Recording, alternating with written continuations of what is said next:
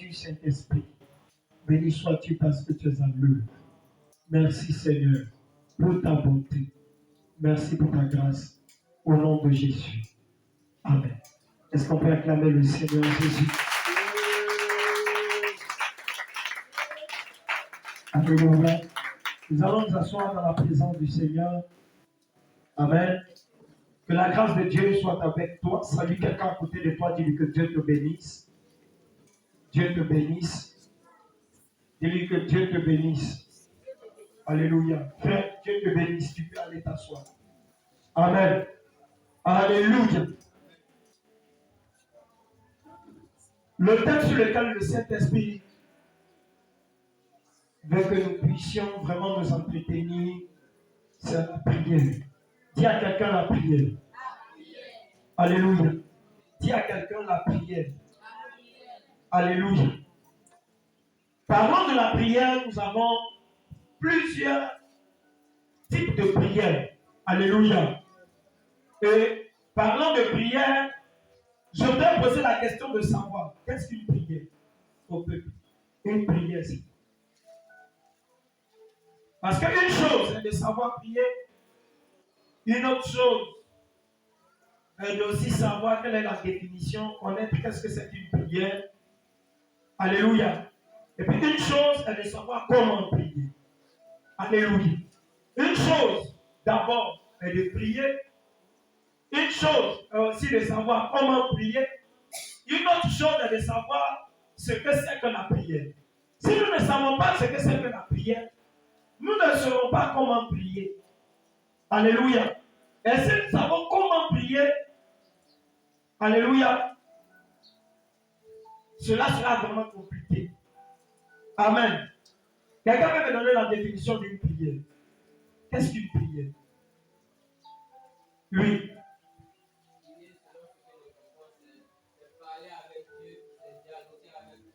Alléluia. Donc le frère vient de dire que prier, c'est dialoguer avec le Seigneur, c'est parler avec Dieu. Amen. Alléluia. Donc je pourrais dire aussi par là que la prière est une entremise. Alléluia. La prière est le canal par lequel nous passons pour échanger avec le Seigneur, le Dieu des esprits. Alléluia. Le roi, le Seigneur Jésus-Christ. Donc la prière nous permet d'être en communion avec Dieu. La prière nous permet d'établir la communication avec Dieu et permettre à cette communication de pouvoir engendrer des faveurs, engendrer des bénédictions. S'il n'y a pas de communication, nous ne recevrons pas en retour une faveur, nous ne recevrons pas en retour une bénédiction. Alléluia. Donc prier aussi, c'est supplier Dieu. Amen. Prier, c'est parler à Dieu. Donc il y a plusieurs types de prières. Alléluia. Donc en résumé, la prière, alléluia, c'est parler au Seigneur Jésus en faveur aussi d'une situation. Donc en résumé, la prière, alléluia, c'est dialoguer avec le Seigneur Jésus-Christ. Et il y a plusieurs types de dialogue. Il y a plusieurs formes de prière. Alléluia. Le premier type de prière, parfois que nous rencontrons, ou même que nous faisons, c'est la prière, alléluia, de reconnaissance à Dieu. Amen. La prière de reconnaissance. Dis à quelqu'un reconnaissance. Donc la prière de reconnaissance, c'est en quelque sorte la prière de remerciement. Dans la prière de reconnaissance, on reconnaît ce que Dieu a fait pour nous. On dit merci au Seigneur. On lui dit, Seigneur, je veux te dire merci. Je veux te bénir. Je veux te rendre grâce. Je veux te dire merci de ce que tu as étendu ta main sur ma vie. Tu m'as gardé, tu m'as protégé. Tu as permis que ta main soit sur ma vie. Tu as permis que ta main soit agissante. Tu as permis que tu puisses véritablement, tu m'as permis de voir le jour. Tu as gardé mes enfants. Donc ce type de prière, c'est la prière de quoi? De remerciement, qui est appelée la prière de reconnaissance à Dieu. Alléluia. Le deuxième type de prière, c'est la prière de pardon. Pour d'autres, la prière de repentance. Amen. Parce que quand on parle de prière de supplication, dans la supplication, il y a quoi? Il y a la repentance. On se repent. On demande pardon à Dieu. Alléluia. Donc, le premier type de prière, la prière de reconnaissance à Dieu. Donc, quand vous entendez prière de reconnaissance, c'est quoi? Dans la reconnaissance, on dit quoi? On dit merci au Seigneur. Amen. Dans le deuxième type de prière que nous faisons parfois, c'est la prière de supplication. Dans la prière de supplication, on demande pardon au Seigneur.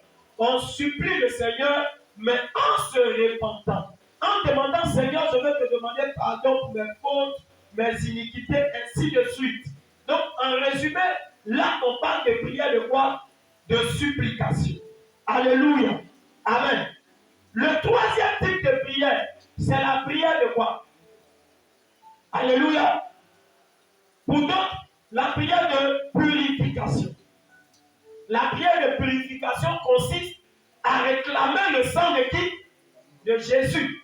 Parce que se purifier, la Bible dit que le sang de Jésus pas mieux que le sang d'Abel. Et que ce sang-là purifie, ce sang-là lave. Alléluia. Or, quelqu'un qui est purifié, c'est quelqu'un d'abord qui est lavé. Mais lavé d'abord par le sang de Jésus, le sang qui a coulé à la croix de Golgotha, le sang de la rédemption, le sang qu'il a versé pour nous, afin de nous racheter de tout péché. Alors, pour que quelqu'un soit racheté de son péché, il faudrait au préalable que son péché soit quoi? Effacé.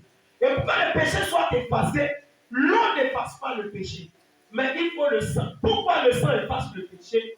Et le sang du Seigneur, pas le sang des êtres humains, parce qu'il a pris la forme humaine, il était l'homme parfait, l'homme par excellence. Parce que dans le sang, et le sang est l'âme. Vous comprenez? Donc il fallait que Jésus donne son âme pour que nous, notre âme soit quoi? Purifiée. Parce que les péchés résident au niveau de l'âme de l'être humain. Alléluia. Donc le troisième type de prière, c'est la prière de quoi? De purification. Dans la prière de purification, on dit, on va réclamer le sang de Jésus. On va réclamer le sang de Jésus pour nous laver de tous nos péchés. Nous sommes dans quel type de prière? Alléluia. Nous partons maintenant au quatrième type de prière. Dans le quatrième type de prière, nous demandons au Saint-Esprit de prendre le contrôle. Pourquoi? Parce que le quatrième type de prière dit que là où deux ou trois sont assemblés, lui Dieu est quoi? Est là. Donc, si vous êtes assemblés, comme vous dites, on va réclamer le Saint-Esprit, c'est comme si vous n'avez pas la foi. Vous ne croyez pas que le Saint-Esprit est au milieu de vous. Parce que la parole de Dieu dit, là où deux ou trois sont assemblés, lui Dieu est quoi? Au milieu de vous. Donc, s'il est au milieu de vous, qu'est-ce que vous devez faire? Est-ce que vous devez réclamer quelqu'un qui est déjà au milieu de vous? Est-ce que vous devez réclamer quelqu'un qui est devant vous? Or, la Bible dit que votre corps est le temple. Raison pour laquelle Dieu dit là où deux ou trois. Parce que si toi tu as le Saint-Esprit en toi, moi j'ai le Saint-Esprit, nous avons le Saint-Esprit, si nous sommes réunis, tu es déjà là. Parce que nous transportons qui? Dieu. Parce qu'il a dit qu'il habite en nous. Donc celui qui n'a pas le Saint-Esprit en lui, qui est la personne du Seigneur, il aura les démons. Voilà pourquoi c'est qu'elle transporte les démons. Pour ouvrir une parenthèse, comprenez que si le diable a attaqué l'église, le diable ne monte pas un esprit en église. Non. Le diable n'a pas de corps. C'est pour cette raison que le diable cherche toujours à posséder un corps. Comme ça. S'il arrive à posséder un corps, il utilise le corps pour entrer, pour s'infiltrer dans l'église. Vous savez pourquoi? Parce que quand le diable entre en esprit dans une église pour attaquer l'église, les anges le frappent. Mais si un homme entre dans une église et qu'il doit attaquer l'église, Dieu lui laisse le temps de se repentir parce que Dieu ne veut pas la mort de l'être humain, mais veut que l'être humain se repente. Voilà pourquoi le diable, dans ses idées ingénieuses, a trouvé que s'il doit rentrer directement, attaquer l'église, il ne pourra pas. Il doit attaquer le pasteur, il ne pourra pas. Donc, qu'est-ce qu'il faut faire? Il faut entrer dans une personne. Il faut posséder quelqu'un. C'est pas la Bible dit, l'homme aura pour ennemi les gens de quoi? Est-ce que la Bible dit que l'homme aura pour ennemi les esprits de sa maison? Mais les gens de sa maison, comment les gens de ta maison peuvent être tes ennemis? Est-ce que tu peux acclamer le Seigneur?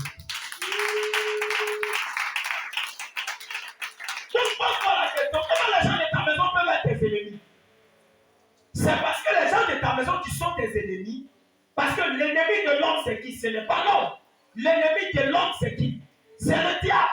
Le premier ennemi de l'homme, c'est le diable. Vous comprenez? Donc si Jésus dit l'homme aura pour ennemi les gens de sa maison, qui a livré Jésus? Est-ce que c'était un esprit sans corps qui a livré Jésus? Mais qui a livré Jésus? C'est Judas. Un être quoi? Humain, mais en lui ayant quoi? Un esprit de ténèbres, un démon. Donc le diable ne peut pas entrer dans une église. Il ne peut pas entrer dans ta maison étant esprit. Parce qu'il est déjà déchu. Le seul temps qu'il reste actuellement à l'homme, c'est que Dieu donne le temps à l'homme de quoi? De se repentir afin que Jésus vienne chercher son église. C'est pour cette raison que le diable profite. Le diable, c'est que comme le temps a été donné, parce que lui, le temps ne lui a pas été donné. Si ça tenait qu'à Dieu seul, alléluia, et que nous, on était déjà prêts, il enlevait l'église, il jugeait Satan. Mais comme nous, l'église, nous ne sommes pas encore prêts par rapport à beaucoup de choses, Dieu est obligé de laisser le diable. Pas parce qu'il le laisse travailler, mais s'il doit, alléluia, juger le diable, il faut que la prophétie s'accomplisse. Il doit aussi enlever son église. Or, il ne peut pas enlever son église, il n'est pas prêt. Raison pour laquelle il ne peut pas juger le diable. Donc, je vais répondre à la question de celui qui dit, mais Dieu sait que le diable va nous faire souffrir, pourquoi il ne l'élimine pas? Non, il ne peut pas l'éliminer parce que Dieu est dans sa parole. Il doit sauver d'abord son église, que tu es, avant de juger le diable. Or, s'il juge le diable, c'est qu'il va contre sa parole. Alléluia. Donc, voilà pourquoi Jésus dit, l'homme aura pour ennemi les gens de sa maison. Il n'a pas dit les esprits de sa maison. Le diable, sachant, il entre dans des corps et il peut maintenant entrer dans une maison. Et du coup, puisque la Bible dit ne maudissez pas mais bénissez, alléluia, les esprits sont déjà maudits. Mais quand la Bible dit ne maudissez pas, bénissez, il fait allusion aux démons ou bien il fait allusion aux hommes. Il fait allusion aux hommes. Ne maudissez pas, bénissez, il fait allusion aux hommes. Alléluia. Alors le diable se cache derrière l'identité de l'homme, maintenant pour travailler.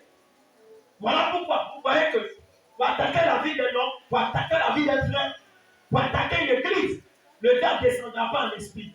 Il viendra avec ce que la Bible, ce qu'on appelle les agents sataniques, soit quelqu'un de franc-maçon, rosicrucien ou un sorcier. C'est tous des agents sataniques. Ils viennent, ils sont assis, parce qu'ils savent, et Satan sait, que si Dieu doit le frapper, Dieu va tuer cet homme, lui, et aussi juger l'esprit. Et comme Dieu a pitié et miséricorde à l'égard des hommes, alors s'il entre dans un corps, que ce corps arrive dans l'église, ce corps aura le temps de se repentir et Dieu ne pourra pas juger. Et lui, Satan aussi aura le temps de travailler. Voilà pourquoi il y a les possessions. Voilà pourquoi quand on le chasse ici, il sort et puis il va là-bas. Ça veut dire que quand tu lui ouvres la porte, parce que lui n'a pas de corps, il cherche un corps. Comme ça, le feu qu'on met sur lui sera moins douloureux. Alléluia. Amen, amen. Donc la prière de quoi? Alléluia. Nous demandons 4 types de prières. Nous demandons au Saint-Esprit de quoi? Alléluia. Nous demandons au Saint-Esprit de faire quoi? De prendre le contrôle. Nous sommes en train de parler de la prière. Parce que si vous êtes réunis en train de prier, même quand tu es seul, la Bible dit, ton corps est le temple du... Si ton corps est le temple du Saint-Esprit, le Saint-Esprit est où? Il est où? Il est où? Il est où? Il est en toi. Maintenant, si le Saint-Esprit qui est en toi, toi tu veux prier. Maintenant quand tu dis, lorsque tu dis, je réclame le Saint-Esprit, alors il est où? Tu le réclames d'où? On réclame quelque chose qui n'est pas. On réclame quelque chose qui n'est pas. On ne peut pas réclamer quelque chose qui est déjà là. Si ton corps est le temple du Saint-Esprit, tu n'as qu'à dire lorsque tu pries dans le 4e type de prière, Saint-Esprit, viens, alléluia, ou bien prends le contrôle. Mais quand tu dis on va réclamer le Saint-Esprit, voilà pourquoi vous allez remarquer que tous les chrétiens qui sont dans cette méthode de prière, leur foi ne grandit jamais. Parce que c'est comme si le Seigneur était encore loin d'eux et que Dieu ne pouvait pas même les utiliser. La catégorie des chrétiens qui ont compris ça quand ils sont en train de prier, à cause de la relation avec Dieu, quand ils prient, ils disent Seigneur, prends le contrôle. Parce qu'avec sa relation avec le Saint-Esprit, il sait que le Saint-Esprit est déjà en lui. Donc il va demander à ce qui est en lui de de prendre le contrôle. Mais quand tu réclames, je réclame le Saint-Esprit. Cette prière, c'est faite pour le païen. Quelqu'un qui ne connaît pas encore Dieu. Mais si toi, tu as déjà fait 4, 3, 5 ans de vie chrétienne, et que tu continues de dire on va réclamer le Saint-Esprit, c'est un manque de foi. Parce que tu es là où 2 ou 3 sont assemblés, lui Dieu est quoi? Maintenant, s'il est là, et que tu réclames encore le Saint-Esprit, tu réclames qui? Alléluia! Dis Seigneur Jésus, enlève en moi le manque de foi. Alléluia! C'est un type de prière. Parce que quand on demande au Saint-Esprit de prendre le contrôle, il y a la prière de quoi? De combat spirituel. C'est dans la prière de combat spirituel qu'on fait les déclarations. Maranatha. Est-ce qu'on peut pousser les cris de joie à travers le Seigneur?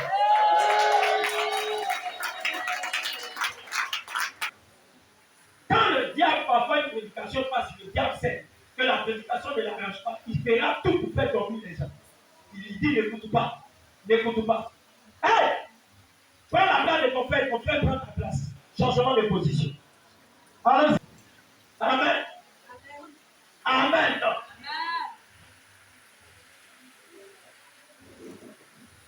Est-ce qu'on peut avoir acclamé le Seigneur?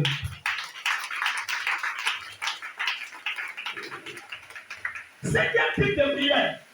La prière de combat spirituel. Dans la prière de combat spirituel, on ne demande pas pardon. On ne dit pas, Seigneur, toi-même tu sais, je te demande pardon. Toi-même, il faut voir, les sorciers sont en train de m'attaquer. Non, il n'interviendra pas. Dans la prière de combat spirituel, la Bible dit, voici, je vous ai donné le pouvoir. Qu'est-ce que tu dois faire dans la prière de combat spirituel? Tu te lèves et voilà comment tu vas prier. Au nom de Jésus, j'entends et déclare que tous les décrets de l'œuvre de la sorcellerie, côté maternel comme paternel, prennent fin. Je vous entends, confrérie de la sorcellerie de ma famille, à compter d'aujourd'hui, j'annule toutes vos réunions. Aucune réunion ne sera faite. Dans le combat spirituel, tu parles directement aux esprits. Tu leur ordonnes aux esprits, tu les soumets à ton autorité. Maintenant, si tu n'as pas d'autorité, parce que ton autorité c'est Jésus, ça veut dire que si ta relation avec Jésus c'est bizarre, tu seras obligé de dire non, je te demande pardon. Toi-même, Satan, tu sais, il faut me laisser aujourd'hui. Là, tu peux négocier. Et plusieurs parfois, souvent négocient. La prière de combat spirituel, ce n'est pas pour négocier. Alléluia. La prière de supplication, on demande pardon à qui? On ne demande pas pardon aux démons. On demande pardon à qui? À Dieu. Là, dans la prière de supplication, vous savez pourquoi on prie à voix basse? Parce que tu ne peux pas venir dire à Dieu, Seigneur, toi-même tu sais, tu me pardonnes. Au nom de Jésus, pardonne-moi. Alléluia. Alléluia. C'est pourquoi dans la prière de supplication, on est là pour dire, Seigneur, on te supplie, on te demande. Mais dans la prière de combat spirituel, on ne parle plus à Dieu. On parle aux démons.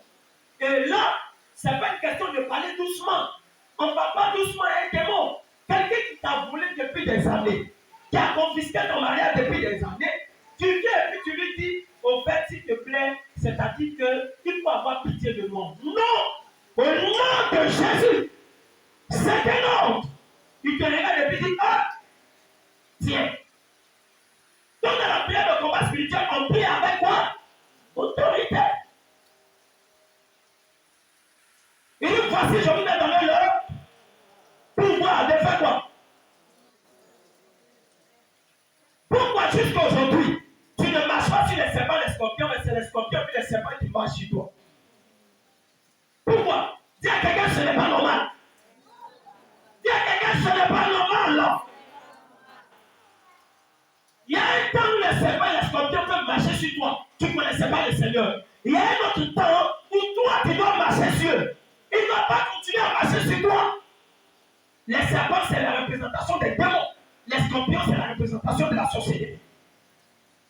Je déclare ce matin que tout projet de sorcier des démons contre ta vie, elle-même mange le pompier, prend le poisson, elle-même prend ta place au nom de Jésus. Elle-même prend ta place au nom de Jésus.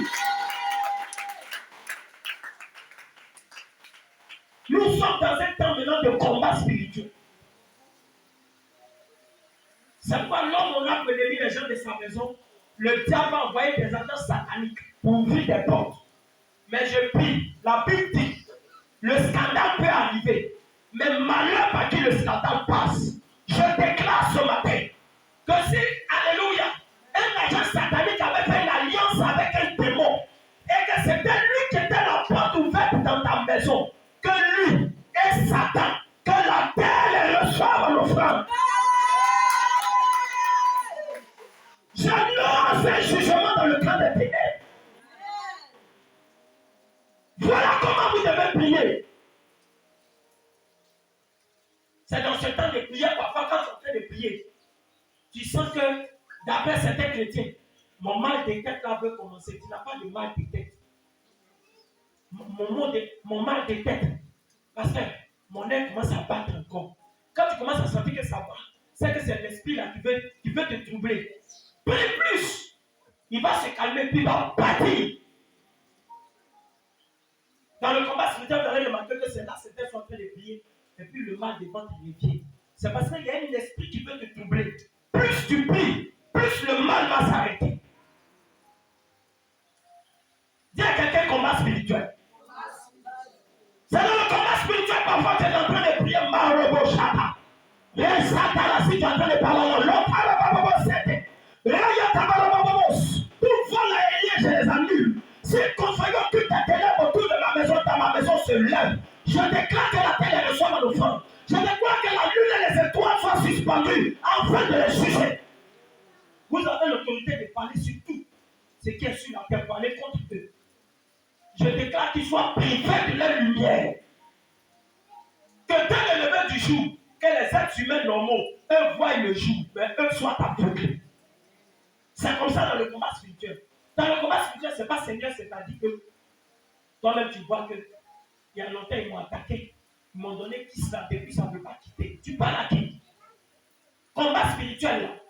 Ça, tu es en train de faire une repentance. Là, c'est à Dieu qui parle. Sinon, combat spirituel, on parle plus à Dieu.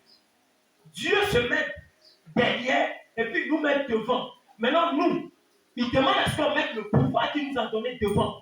Et puis quand on dit au nom de Jésus, il dit voici, je vous ai donné le pouvoir. Donc nous, quand on dit au nom de Jésus, on exerce le pouvoir. Maintenant, lui qui est l'autorité, qui est Jésus, lui, il nous donne sa portion. C'est pourquoi on dit au nom de Jésus, ça veut dire au nom de l'autorité. On exerce notre pouvoir au nom de l'autorité. C'est pourquoi on ne prie pas à mon nom. Si on doit prier au nom de M. Nguessan, ça ne va pas passer. Alléluia. On va aller chasser la reine à plat pour coup d'un corps au nom de M. Nguessan. Elle va dire, mais qui est M. Nguessan? Parce que lui n'est pas mort pour verser son sang. Même s'il montait à la croix, c'est vrai qu'il y a les Jésus baoulés, mais ils allaient le chicoter, il allait descendre de la croix. Lui ne peut pas supporter cette chicote-là. Donc quand il dit au nom de Jésus, les démons savent que c'est lui seul qui a pris la forme humaine et qui a pu supporter jusqu'à la fin. Alléluia. Est-ce qu'on peut acclamer le Seigneur? Alléluia. C'est la prière d'action de grâce. La Bible dit, faites des actions de grâce. Rendez à Dieu des actions de grâce continuellement. Alléluia. Donc la prière d'action de grâce ne symbolise pas forcément remettre l'argent. Mais quand on dit prière d'action de grâce, c'est prier avec des actions, des offrandes, des comportements. Prier avec des gestes. Alléluia. Par exemple, tu peux te lever pour dire aujourd'hui, ma prière d'action de grâce que je vais faire au Seigneur. Quand on dit prière d'action, c'est quoi? C'est que tu pries, mais tu te mets en action vis-à-vis de la prière que tu as faite. Ça veut dire quoi? Aujourd'hui, tu as décidé de prier, mais aujourd'hui, tu ne vas pas t'arrêter. L'action que tu vas poser dans la prière, c'est de te coucher jusqu'à la fin de la prière pour dire que tu n'es rien. Ça, c'est une prière d'action. Maintenant, de grâce, c'est que parfois, c'est accompagné d'offrandes. Vous dites, Seigneur, je vais te remercier. C'est pourquoi souvent, tu n'as pas besoin d'attendre d'avoir l'argent ou bien d'attendre qu'il y ait, alléluia, dans la vie de d'autres personnes comme d'autres aiment les anniversaires pour aller fêter. Non, laisse les anniversaires et puis prends un jour où toi-même tu bénis le nom de Dieu en supprimant le nom, ce nom-là. On vient te mais pourquoi es-tu content? Pourquoi es-tu content? Frère. Il dit non, je veux rendre grâce à Dieu. Je mange pour rendre grâce à Dieu aujourd'hui. Le plat que je suis en train de consommer est un plat spécial pour dire merci au Seigneur parce qu'il m'a donné la santé. Alléluia. Donc, on a essayé le quatrième type. Donc, sixième type de prière, la prière quoi? D'action de grâce. Septième type de prière. Alléluia. La prière d'intercession. Dans la prière d'intercession peut vous conduire dans le combat spirituel. Mais la prière d'intercession d'abord, c'est parler à Dieu en faveur de quelqu'un. Dans l'intercession, on ne parle pas pour soi-même. Dans l'intercession, tu ne viens pas devant Dieu pour dire Seigneur, souviens-toi de moi. Parce que l'intercession concerne d'abord quelqu'un autre que toi. Il y a des intercessions personnelles où tu pries pour toi-même, c'est aussi une intercession. Mais quand on dit, la Bible dit intercession, définition d'intercession signifie prier, crier à Dieu, prier et parler à Dieu en faveur de quelqu'un. Vous avez vu le cas d'Abraham. Son homme et Gomorrhe devait être frappé. Abraham n'a pas de parents là-bas. Il ne connaît personne. Mais Abraham a fait quoi? Il a quoi? Intervenu. Donc dans la prière d'intercession, on intervient. On parle à Dieu en disant Seigneur, interviens pour tel frère. Une des particularités dans la prière d'intercession, c'est que tout le monde ne peut pas être intercesseur. Vous savez pourquoi? Parce que dans l'intercession, souvent, Dieu va te donner le sujet de ton ennemi.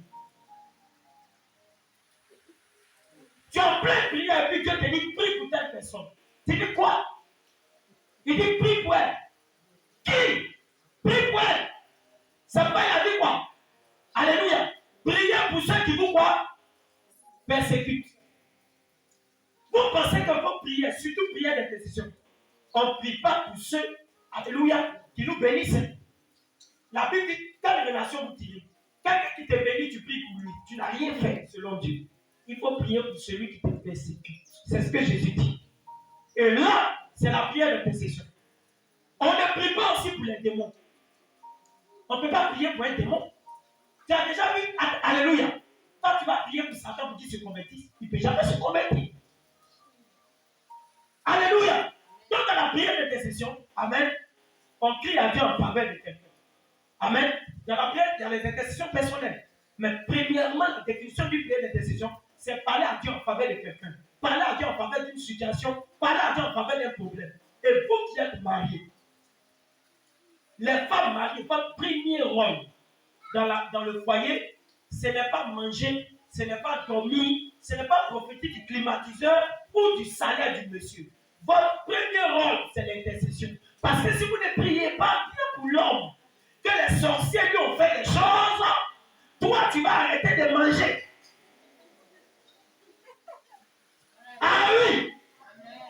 Tu vas arrêter de manger. Quand tu manges, parce que pour certaines personnes, tu te déposes en voiture, tu es content. Tu es là, oh, il est béni. Au lieu de prier pour qu'il continue de te déposer en voiture. Parce que le diable est fâché, le diable n'aime pas ton bonheur. Donc quand tu es marié, ta première intercession commence sur ton mari. C'est pourquoi la Bible dit, celui qui ne sait pas diriger son foyer ne peut pas venir diriger l'église. C'est ce que la Bible dit. Vous ne savez pas, c'est écrit. Donc tu ne peux pas dire que je ne maîtrise pas ma maison. Je ne peux pas, je ne peux pas maîtriser mes enfants. Ça veut dire qu'il est l'heure de la prière dans ma maison. J'ai dit à mes enfants, venons en prier. Il y a un qui s'est dit, non, je n'ai pas le temps. Et puis tu le regardes. Toi-même, ta porte. Que tu as. Punition. Un enfant n'a pas peur d'en donner à son père et à sa mère. Non. Autrement dit, tu n'es plus un papa ni une maman. La Bible t'appelle lâche. Il dit les lâches, les incrédules, ne mériteront pas le royaume de Dieu. Alléluia. Donc pour les femmes, votre première intercession, c'est votre mari. Et dans l'intercession, là, écoute-moi bien. Quand tu commences à intercéder, ça ne veut pas dire que quand tu intercèdes, Dieu va t'exaucer aujourd'hui. C'est ça votre problème parfois. Les intercesseurs, quand ils prient, oh, Dieu dit quoi à Habakkuk? Quand il se révèle à Habakkuk, il dit quoi? Habakkuk dit, Seigneur, j'étais à mon poste et je veillais. Il dit, j'attendais pour voir ce que l'Éternel me dira. Dieu lui a dit quoi? Attends, c'est une prophétie. Dans le temps est quoi? Même si elle tarde, on fait quoi? Pour attendre. Est-ce qu'il a dit Il dit attends. Pour dire quoi? Le Dieu, quand il intercède, il exauce en son temps. C'est pas parce que tu as payé tout de suite que toi, tu vas aller trouver le Seigneur, tu vas attraper sa main pour dire, il faut le changer. Change-le, change-le. Non. Le Dieu change la personne en son temps. Et parfois, vous savez pourquoi le Seigneur fait ça? Alléluia. Quand toi, la femme, tu as été rebelle à ta mère, tu insultais ta mère, tu n'écoutais pas ta mère, Dieu va permettre que ton mari ne t'écoute pas aussi. Ta maman est ta maudite. Elle a prié pour toi, pour que tu sois ce que tu es. Pourquoi aujourd'hui ton mari ne t'écoute pas, toi tu le maudis? Toi, tu vas voir, tu vas faire accident. Tu es devenu sorcière. Mais s'il fait l'accident, qui bénéficie ou qui prend les pots? Dis à quelqu'un, fais attention à tes paroles. Alléluia. Parfois les femmes se maudissent elles-mêmes. Comment toi tu vas maudire l'homme avec qui tu vis? Et toi tu veux qu'il t'emmène l'argent du marché. Il t'envoie 5 000, si tu l'as maudit ou 10 000 ou 20 000 ou 30 000. Si tu le maudis, il va t'envoyer 200. Tu vas te débrouiller avec 200 francs. La maladie, écoute. Est-ce que vous savez, même dans un foyer, quand le mari doit sortir de la maison, la femme doit créer une atmosphère de convivialité, de paix. De sorte que quand la paix accompagne le monsieur, les portes s'ouvrent là-bas. C'est pourquoi quand ton mari va sortir de la maison, débrouille-toi pour ne pas faire des histoires avec lui. Sinon, la journée, toi et tes enfants, vous aurez faim. Vous aurez faim.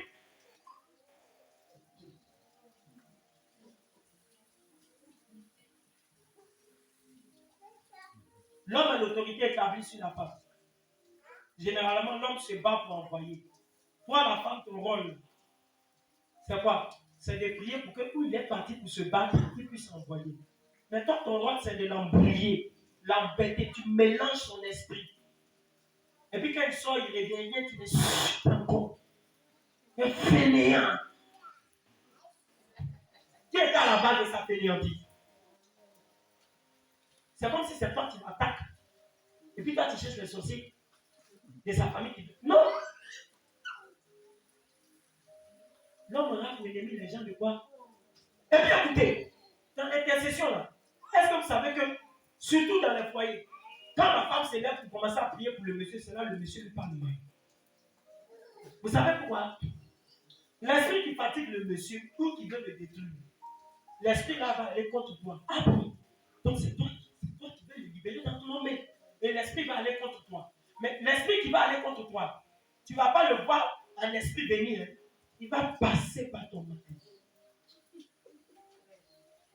Quand il passe par ton mari, parce que le diable sait, c'est ce que je viens de vous dire. Il sait que s'il vient en esprit, ça ne va pas te toucher. Il passe par ton mari. Quand il va te faire quelque chose qui va te toucher, tu vas dire, d'ailleurs, je ne prie plus pour toi. Hier, Dieu m'avait révélé que tu devais faire un accident, tu devais mourir, j'ai prié. Mais quand tu continues comme ça, tu ne veux plus prier. Quand tu vas mourir, tu vas voir. Mais qui fait les bons quartiers? C'est toi qui vas souffrir avec ton enfant. C'est toi qui souffriras avec ton enfant. Dis à quelqu'un l'intercession. Même quand tu sais Dieu, tu es pasteur, il y a des gens pour qui tu pries. Tu pries pour la personne. Et puis la personne parle mal de toi. Vous pensez que l'intercession est facile? Non, dans l'intercession, tu n'as pas d'intérêt. Ça va parmi vous les intercesseurs, vous êtes à vous dormir. Souvent vous priez, Seigneur, montre-moi mon avenir. Je veux que tu m'ouvres les portes. C'est là Dieu te montre le vieux sorcier de ton village et sont en train de l'attaquer pour prier pour lui. Seigneur, c'est mon ennemi. C'est lui qui m'attaque. Il prie pour lui, il va se convertir. L'apôtre Paul, quand il entrait dans les églises pour égorger les chrétiens, la Bible dit que les apôtres faisaient quoi? Ils priaient pour lui. J'étais étonné. Lisez le passage.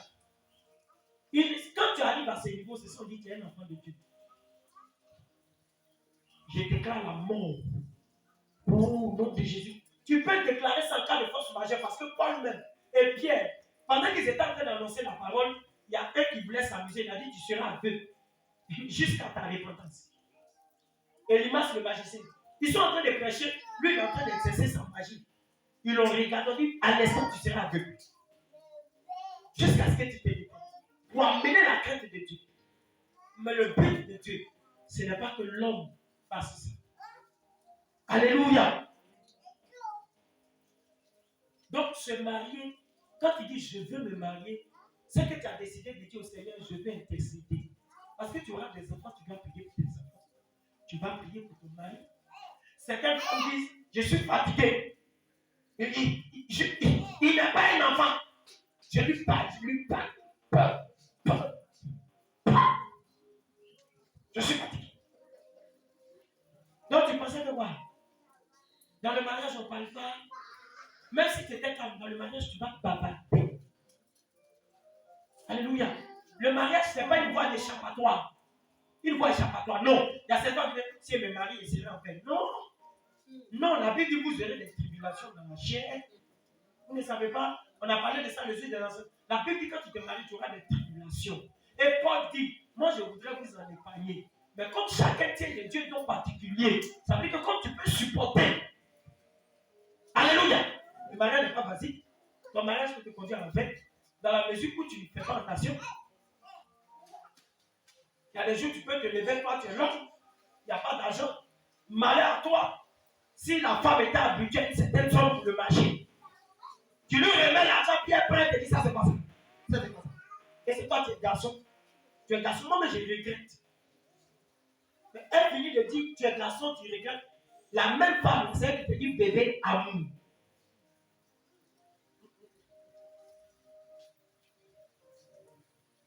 Donc, dis à quelqu'un, il faut avoir le cœur. Et puis, dis à quelqu'un, supporte. Vous voulez vous marier, vous ne voulez pas supporter. Alléluia. Tu veux un cadeau bien maintenant. Il y a toujours une imperfection qui est là.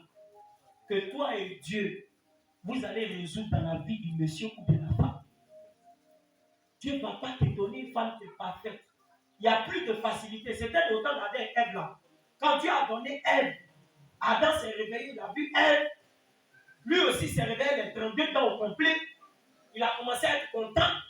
Ils se sont dit que la vie est facile.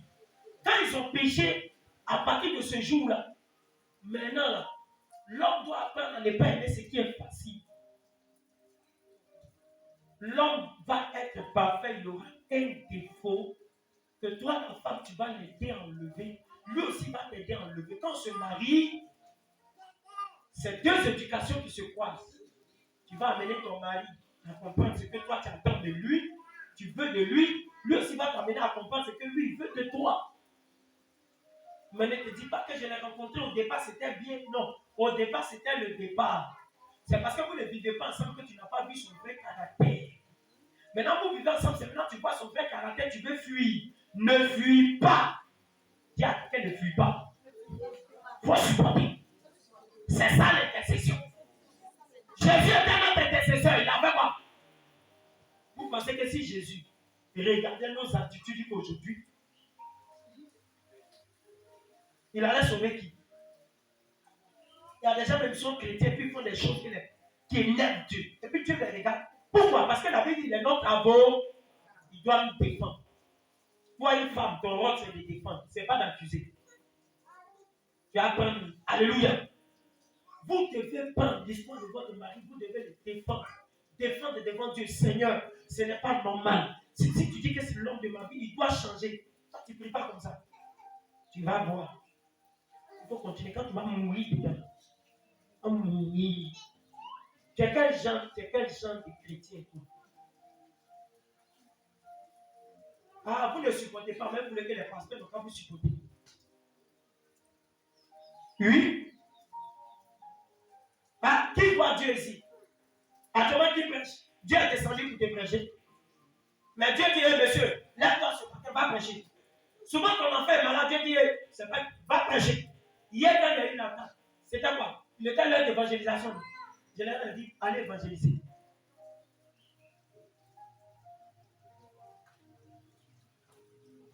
Est-ce que c'est tout ce que la prédication dit ici que vous faites?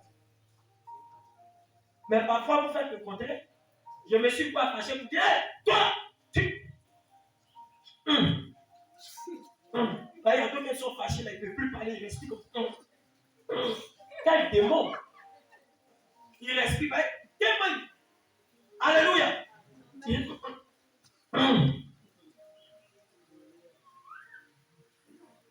Mais je supporte. Donc supportez-vous les uns les autres. Alléluia. Donc dis à quelqu'un la prière d'intercession. Puis acclamer le Seigneur.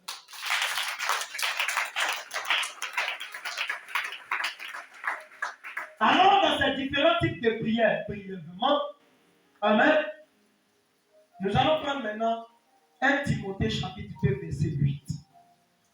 1 Timothée 2, 8.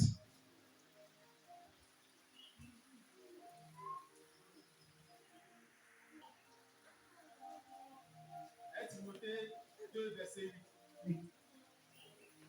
Je veux donc que les hommes prient en tout lieu. Je veux donc que les hommes prient en tout lieu. En élevant des mains pures. En élevant les mains pures. Sans colère. Sans colère. Ni mauvaise pensée. Ni mauvaise pensée. Ça veut dire quoi? La prière d'abord. Avant de venir prier, quand tu lèves tes mains, il faut reconnaître deux choses.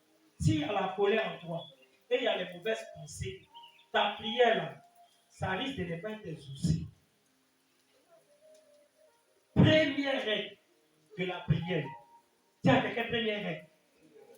Parce que regarde, aujourd'hui là, vous voyez, même les sorciers souvent même, va au nom de Jésus, par la bouche, et quand tu transpires comme ça, et que tu n'exauces pas, ça te fait mal. Donc la Bible dit, avant de crier comme ça, hein, il faut être sûr que tu as élevé les mains quoi? Pures. Celui qui doit élever les mains pures, c'est qu'il a le cœur quoi? Pur. Sans colère, ni quoi? Mauvaise pensée. Première règle de la prière. Dis à quelqu'un, première règle. Donc ça veut dire que chaque matin, Seigneur, toute mauvaise pensée, oh, sanctifie mon âme. Et donc, tu dois aller chercher pour la sentir. Là où est-ce que tu te tiens là, et puis tu parles à Dieu, ta voix va porter. Les mains pures, sans colère, ni mauvaise foi. C'est la première règle de la prière. Si ça, tu n'as pas obéi à ça, la seule prière que tu peux faire, c'est Seigneur, pardonne-moi. Sinon, ce n'est pas Seigneur, il faut m'exaucer.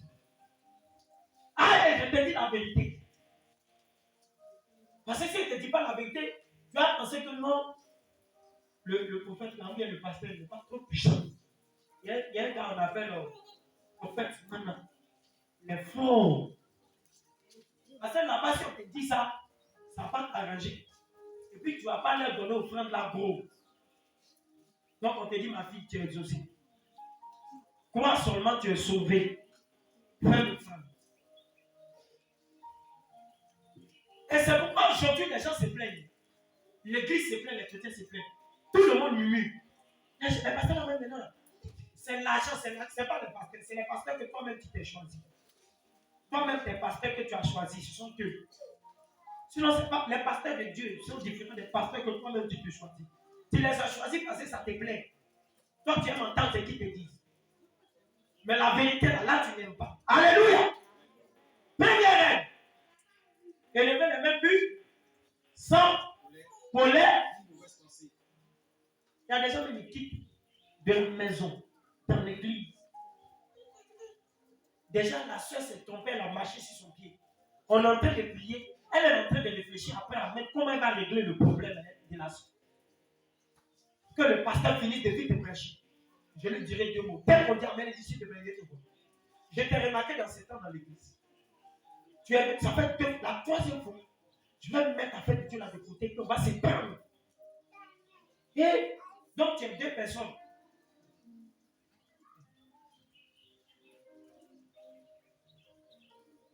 La première règle de la prière, c'est Timothée 2:8. Quand tu veux lever la main, il faut être sûr que tes mains que tu as levées, c'est pur, c'est sans colère et mauvaise foi, pensée. Sinon, le ciel sera fermé à ta prière. Deuxième règle de la prière, Malachie 2:17.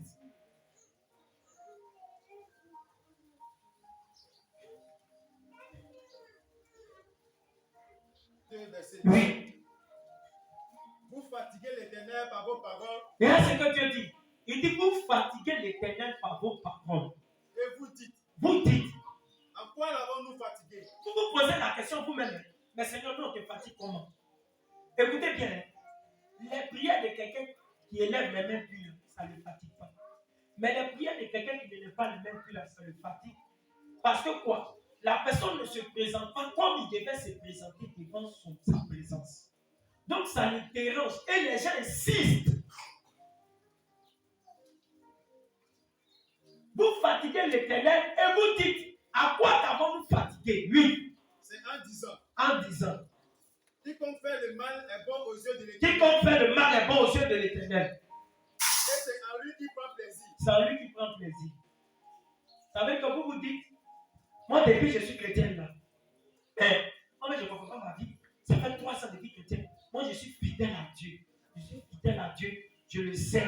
Mais il ne m'a pas encore béni. C'est ma soeur même qui ne va pas à l'église que Dieu a béni. Qui t'a dit que c'est Dieu qui l'a béni? Qui vous a dit que toute bénédiction vient de Dieu? Attends. Une soeur qui sort avec le premier ministre. Qui sort avec le ministre de l'infrastructure et du commerce. Elle a 3 copains. Elle vient avec une 4x4. Elle entre dans l'église. Elle dit, moi je vais rendre témoignage. Toi tu diras quoi? C'est Dieu qui l'a béni. Mais est-ce que Dieu bénit à la sueur des cuisses? Donc c'est elle-même qui s'est bénie. Est-ce que vous comprenez? Toute bénédiction ne vient pas de Dieu. Ce matin, comprenez ça. Toute bénédiction ne vient pas de Dieu. Et vous les chrétiens, c'est ça votre problème. Tellement vous êtes pressés de recevoir ça. Souvent, vous regardez la bénédiction des païens, des gens que le diable a bénis.